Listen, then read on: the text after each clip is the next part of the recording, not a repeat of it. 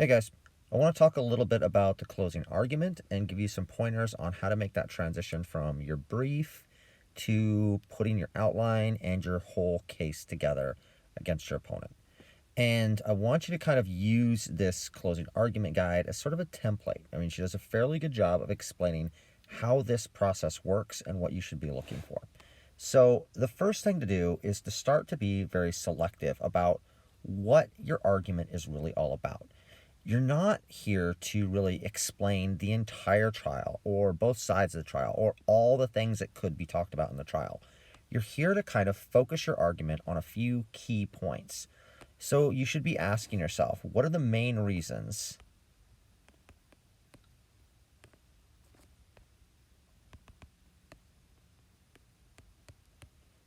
to reject or accept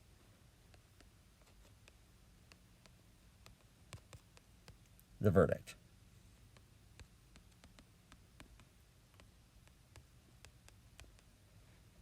Right? So as you're putting it together, part of what you're doing is trying to get into the shoes or the mindset of the prosecutor or the defense, right? What are you arguing for to prove this person is guilty or to claim that the person has not been proven guilty? And especially on the defense, keep in mind that distinction. I'm not saying you have to prove the person innocent or prove what really happened. Your job is just to prove on the defense that the prosecution has not proven their case. For instance, I might believe Socrates did a bad thing. I might believe he's actually creating more tyrants like Critias. But I could also believe that he doesn't deserve to be found guilty because they have violated the amnesty, right? So you can have a different kind of argument or a different sort of approach and not necessarily condone the actions of the defendant, right? So first, kind of be selective. Find what those key points are and identify, I would say, something around the neighborhood of 2 to 4 points, right? What does this whole trial or whole case boil down to? What are a few key reasons that you can isolate and explain clearly to your audience that would support the idea that the person is guilty or not guilty? Now, as you're going through, what she's talking about here with the idea of listing beneath each chapter every piece of evidence which supports that point, this is essentially what you're doing in your brief, right?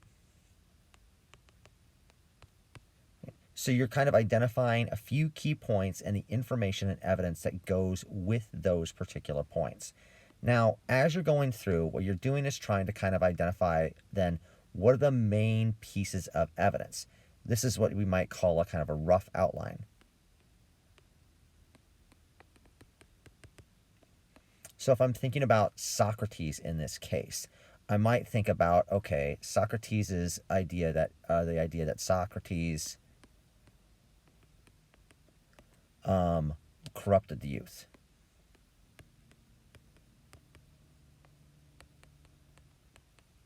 So if I'm looking at that kind of issue, then I want to kind of start to index what those main pieces of evidence are that lead me to believe he was corrupted or corrupting youth.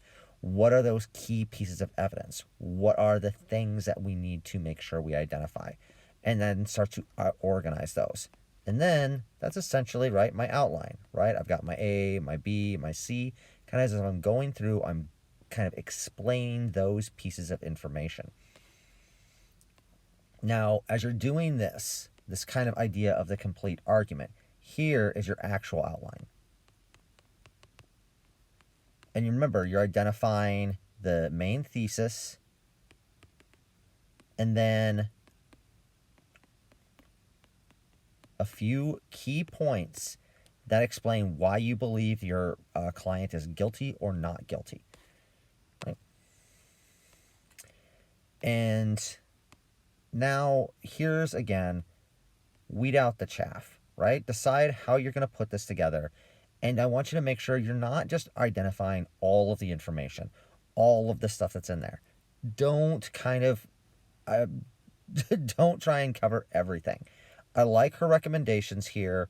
Kind of end with your strongest argument, right? That's at the very end. That's where you want to put the most emphasis and you want to keep the focus.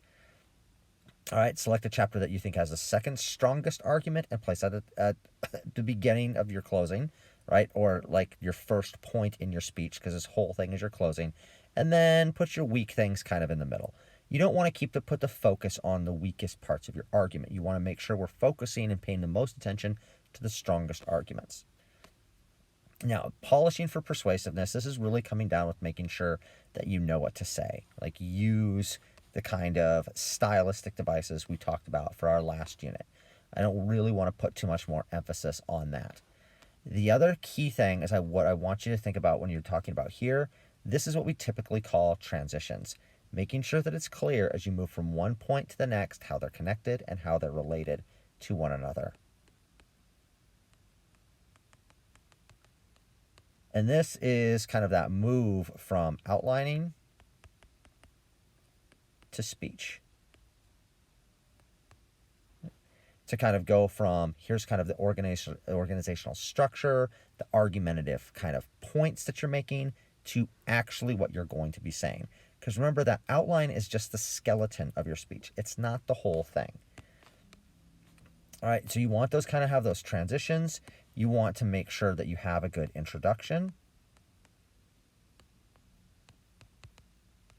And you want to make sure that you have a clear conclusion. And in general, people kind of make the most mistakes on a conclusion, partly because they don't think it's all that necessary or they feel like it's being repetitive. Make sure you have a clear review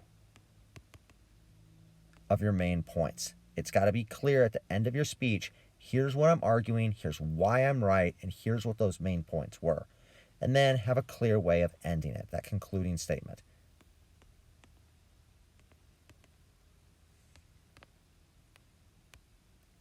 And in the end, right, if you find yourself rambling, you find yourself not knowing what to say next, you can always end with thank you.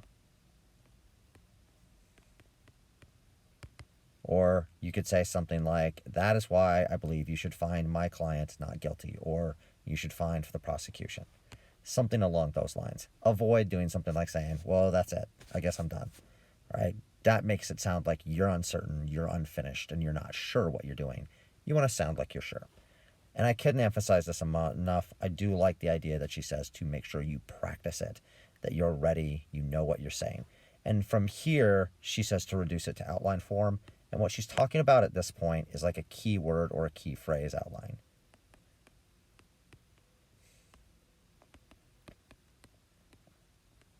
And this means that you need to know your material. If you're going to use a key phrase outline, you need to know your material well enough that you no longer need to have all of those notes in order to put it together.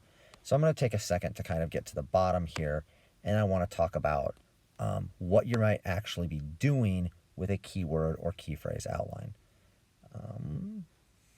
I just want to add a new page.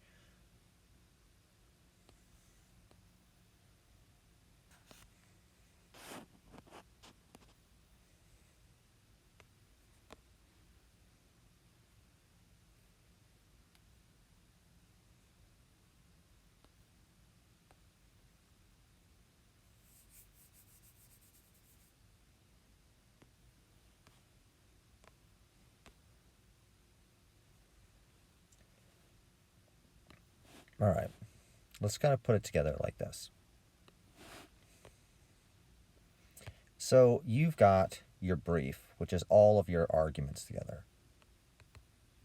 Here's the key points and research.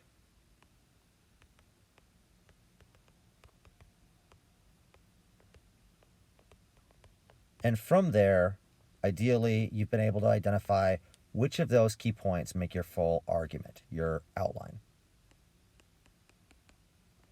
which is just the basic argument structure for your speech.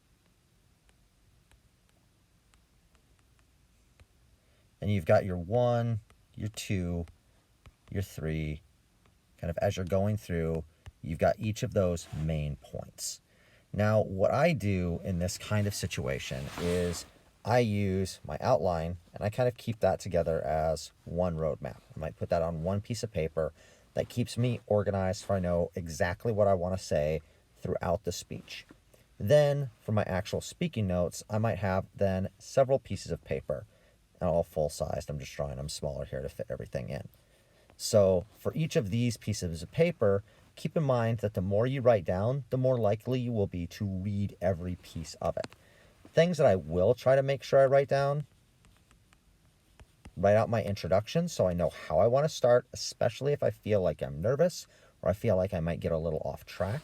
And I want to write down my conclusion, because when I'm ending, I don't want to have to kind of remember, oh, that's exactly what I wanted to say, because I've been distracted by my main points or my main arguments. Then what I want in the middle, kind of what I would use, is I'm going to use kind of my main point one, and I'm going to identify all the kind of key points I want to say. I might write it all out, but I probably won't. I'll know the main ideas, the main points, and I'll probably put in then some specific quotations when I want to make sure I draw specific attention to those. So then each of these becomes kind of its own sheet with the information and notes that I have for that. And as I go through my speech, I've got my overall roadmap on one side, and on the other side, I've got the key points that I want to make.